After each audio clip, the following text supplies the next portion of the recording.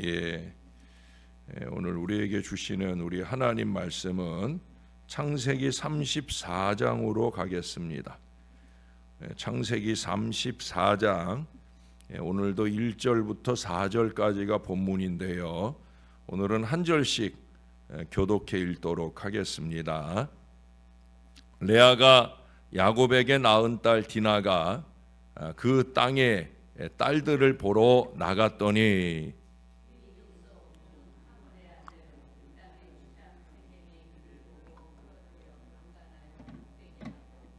그 마음이 깊이 야곱의 딸 디나에게 연연하며 그 소녀를 사랑하여 그의 마음을 말로 위로하고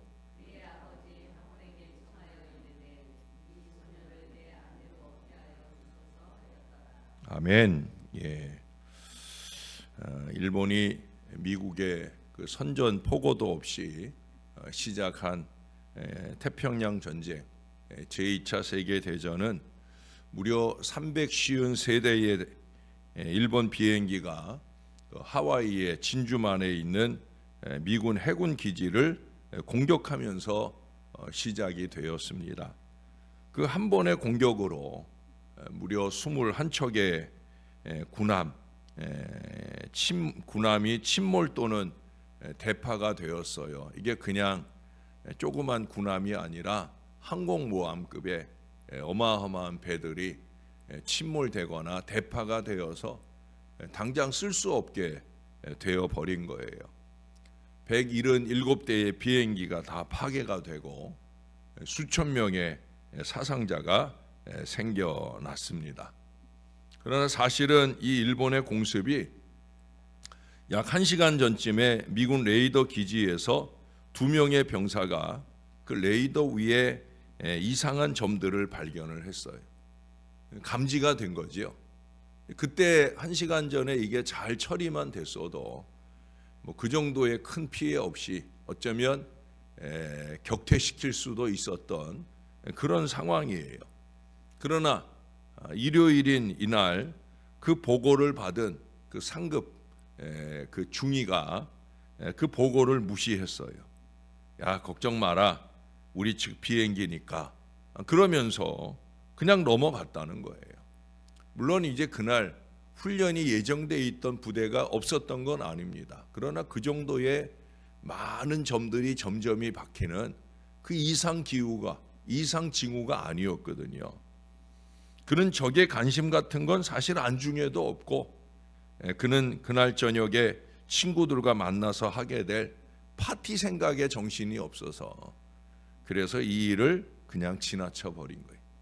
결국 그 한 사람의 어리석은 군인이 자기 본연의 사명에 대해 무관심함으로 상상할 수 없는 큰 피해를 입히게 되었더라 하는 거예요. 관심이 없으면 실수하게 됩니다. 맡은 일도 성의 있게 못하고 맙니다. 전 그런 걸 보는 게 제일 화가 나요. 조금만 관심하면 얼마든지 잘할 수 있는 일이고 잘할 수 있는 사람인데 불구하고 너무 무심하다는 거죠. 무관심하다는 거예요.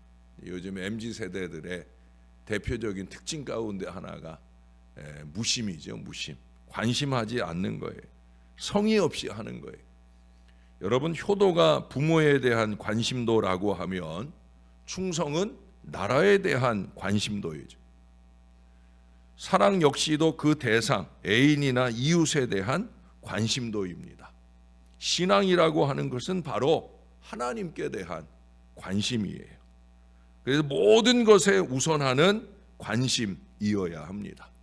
우리는 그렇게 신앙하자고 제가 늘 자주 강조하잖아요. 관심이 없으면 들리질 않아요.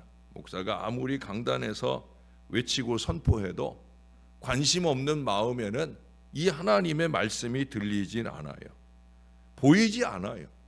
아무리 강물 같은 하나님의 은혜가 쏟아져도 관심 없이 와 앉아 있으면 보이지 않아요. 그러니 느낄 수도 없는 거예요. 그게 언제나 우리의 신앙에 문제가 될 수 있다는 거죠. 또 반대로 마땅히 품지 말아야 할 그 이상의 것에 대한 그런 관심들이 지나치게 되어져도 그것도 심각한 문제를 야기하게 되어집니다. 오늘 본문의 말씀은 바로 그런 얘기예요.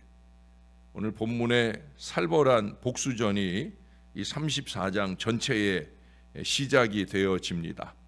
하나님께 대한 야곱의 일시적 무관심의 결과이고요. 또 그의 딸 디나의 세겜 사람들에 대한 지나친 관심의 결과인 거죠. 부족해도 문제요, 지나쳐도 문제가 되는 것이 바로 관심이에요. 관심. 적당해야 되는 거예요. 예수 믿는 사람들은 세상에 대한 관심도 적당해야 되는 거예요.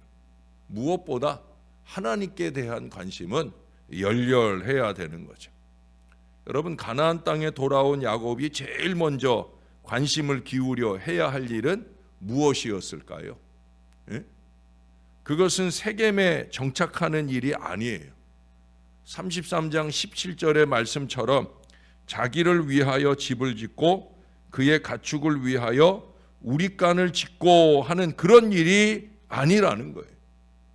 그는 이전에 베델에 가서 하나님께 서원을 먼저 갚아드려야 되는, 그게 먼저 이루어져야 되는 거죠. 그가 고향을 등지고 떠나던 그 첫날 밤 베델에서 충만한 은혜를 받고 그가 3가지 서원을 했잖아요. 예? 그 서원을 먼저 이행해야 되는 거죠. 고향을 무사히 돌아오게 되면 그는 뭐 한다고 그랬어요?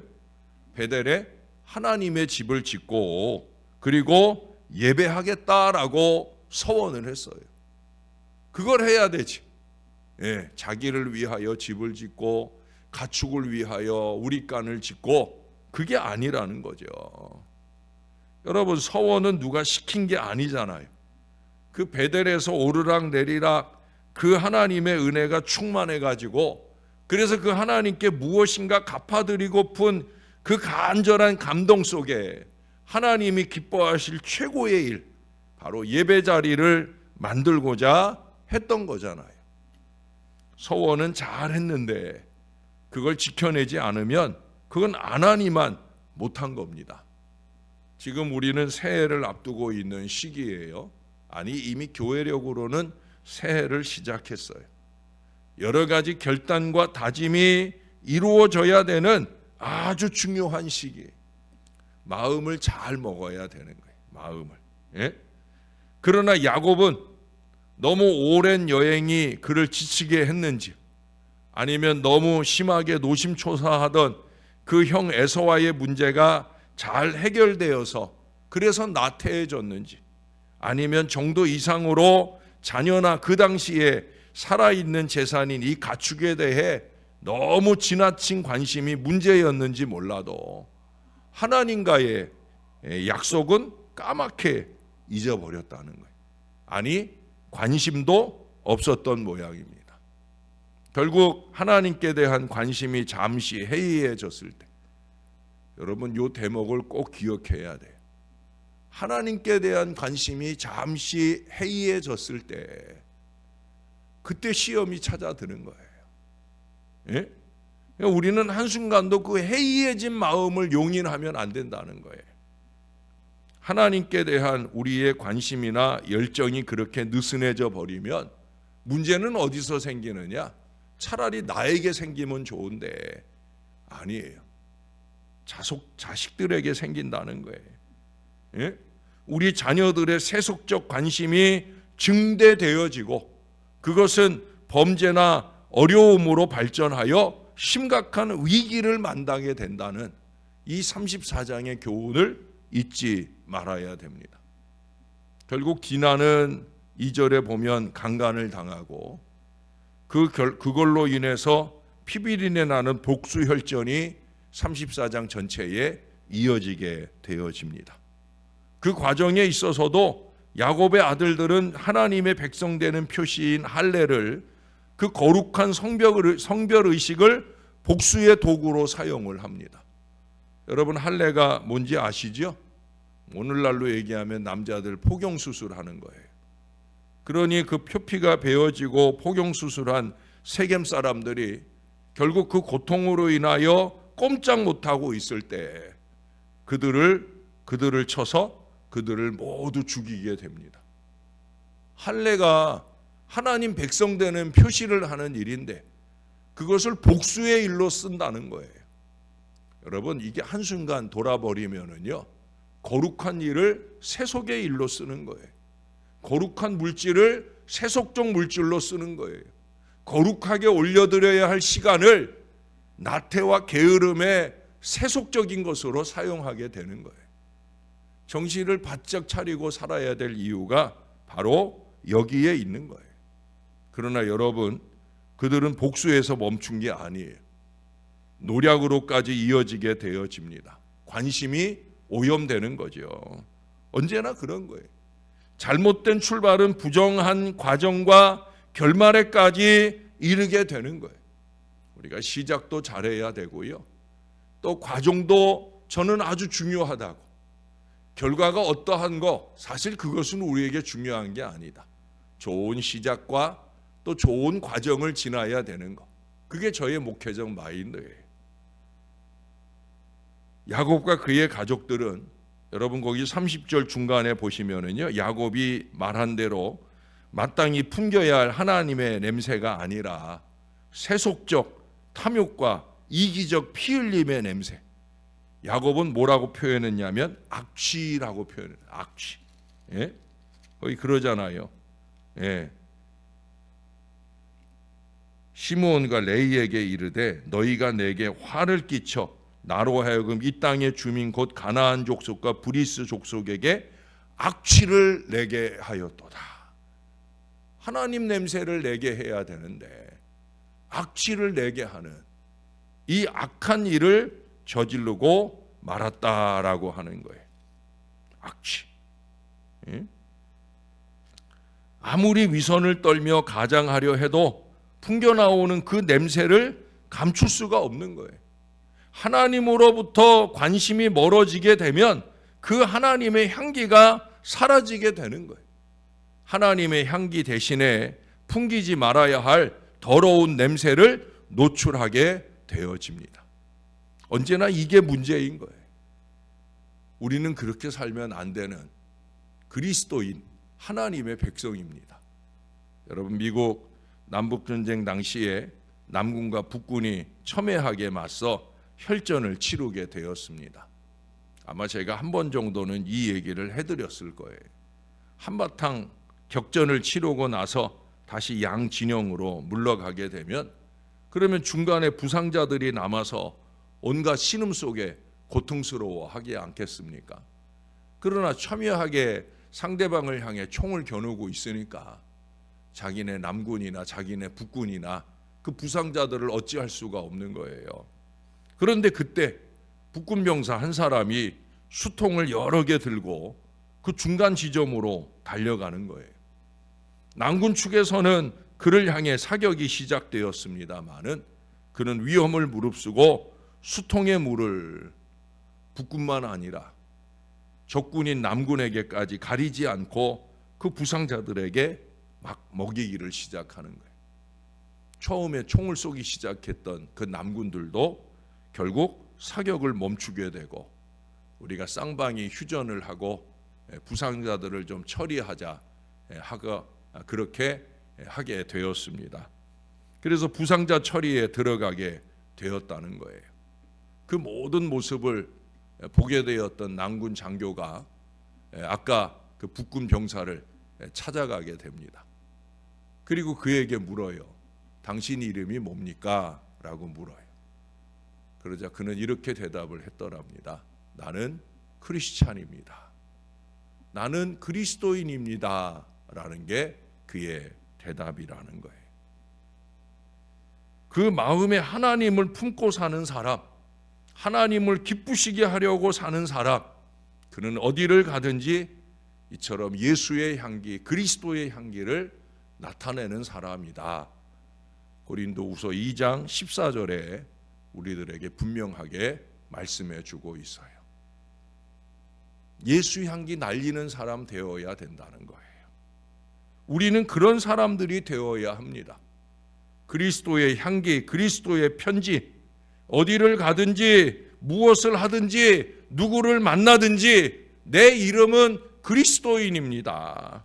예배 우선, 하나님 우선을 기초로 나를 필요로 하는 모든 곳에서 우리 그리스도를 존귀하게 되도록 관심 집중하고 살아가는 곳. 내 이름 석자는 없는 것처럼 겸손과 신실함으로 그렇게 하나님께 잘 쓰임받는 만족과 기쁨이 넘쳐나는 사람. 저와 여러분은 언제나 그런 그리스도인. 그것이 언제나 저를 또 여러분들을 사명 앞에 서게 하고 그 사명을 성실하게 감당해낼 수 있는 저와 여러분들이 꼭 될 수 있기를 우리가 자랑스럽게 여기는 그 이름, 우리 주 예수님의 이름으로 간절히 축원합니다. 기도하겠습니다. 좋으신 우리 하나님, 우리 부족하고 죽을 수밖에 없는 인생들, 여전히 세속적 관심이 많고 나태와 게으름에 관심이 많은, 그래서 하나님 모실 때 한심스럽게 여길 만한 모습들이 많은데도 불구하고 아니다, 너희는 내 이름으로 일컫는 내 백성이다, 그렇게 인정해 주시고 우리 어깨를 토닥토닥 다독여 주시니 너무나 감사를 드립니다. 말 한마디에 시험을 일으키고 행동 한 번에 문제를 야기하는 어리석음으로 살아갈 때가 많은 우리들인데, 하나님 오늘 말씀을 통해 다시 한번 정신 차리게 우리를 깨우쳐 주시니 감사를 드립니다. 하나님, 야곱처럼 우선순위를 무너뜨리지 않도록 우리를 붙들어 주시옵소서. 언제나 하나님 우선, 하나님의 영광 우선, 이 믿음의 마음을 놓치지 않고 우리가 마땅히 마음을 품고 열심을 내고 해야 될 일, 그 일을 잘 관심하며 행하는 하나님의 사람들 될 수 있게 은혜를 베풀어 주시옵소서. 우리가 줄여야 될 관심, 세속적 관심이나 게으르고 나태한 모든 일들은 이제는 좀 접어버리고 주님이 원하는 변화의 분수령에서 주님이 원하는 변화의 미래를 힘있게 아름답게 살아가는 하나님의 사람들 되어지게 하여 주옵소서. 우리들끼리는 어려운 일이 오니 주의 성령을 우리에게 부어주셔서 성령 충만을 통해 마땅히 살아야 할 미래를 잘 살아가게 도와주옵소서. 올 한 해는 우리가 개인 전도와 사랑방 전도를 중심으로 복음을 전하게 도와주시고, 또다시 2027년의 역사로부터는 전 세계 만방에 주의 복음을 힘있게 전하는 능력, 은혜의 역사가 많이 일어나도록 우리 주님의 손안에서 우리를 사용하여 주시옵소서. 주님께 영광되도록 아름답게 쓰임받는 저와 이 모든 자녀들 되도록, 특별히 우리 신월 제일교회가 되도록 주님께서 도와주시옵소서. 우리 주님 감사합니다. 예수님 이름으로 기도합니다. 아멘.